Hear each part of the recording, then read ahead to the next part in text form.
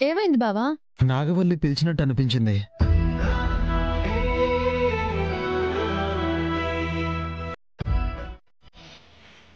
అన్నయ్య, ఈ ఇంటికి వెళ్తే తనని చూడొచ్చు, మాట్లాడొచ్చు కదా.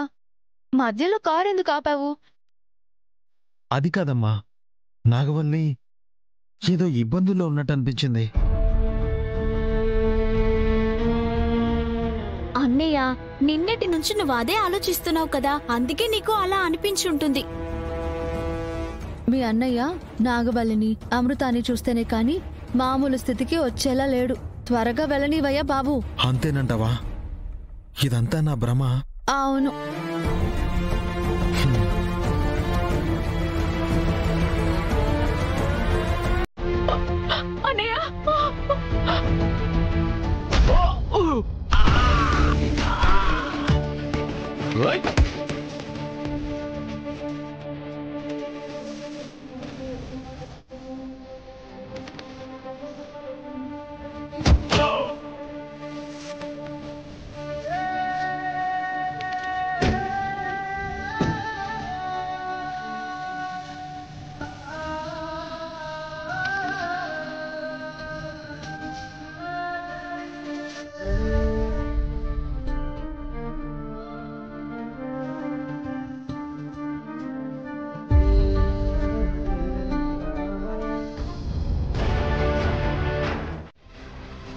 నడక మంచిదే అనేసి బయటికెళ్ళిందా, లేదంటే వాళ్ళ అమ్మలాగే ఎక్కడికైనా వెళ్ళిపోయినదా?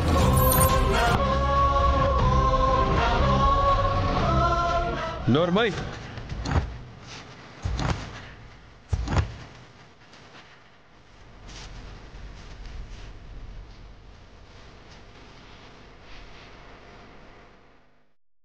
నా పెళ్ళాం గురించి ఇంకొక మాట నీచంగా మాట్లాడితే కన్న తండ్రివని కూడా చూడను.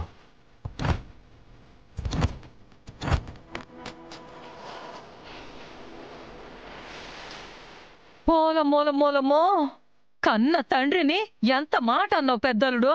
నీకు కూడా చెప్తున్నాను పాపత, నీ పాపాల చిట్టి చిరిగిపోకూడదంటే నువ్వు కాసేపు మాట్లాడుకో. అమృత, నీ చెల్లి ఎక్కడికి వెళ్ళిపోయిందో నీకు తెలీదా?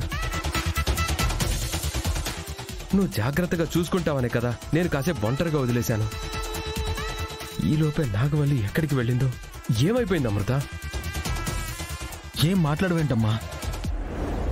దేవా కూడా తనెక్కడుందో తెలియదంటున్నాడు. ఏమైపోయినట్టు?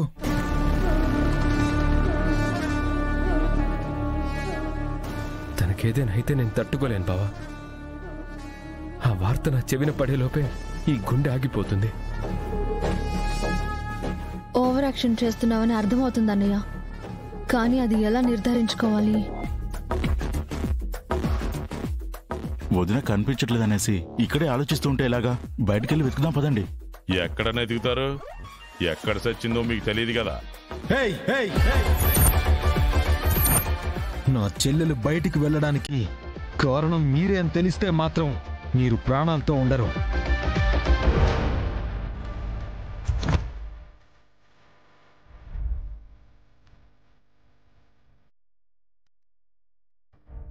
బాబా, వీళ్ళ గురించి తర్వాత ఎన్నో చూసుకోవచ్చు. ముందు నాగవల్లి ఎక్కడుందో చూద్దాం పదండి. పదండి.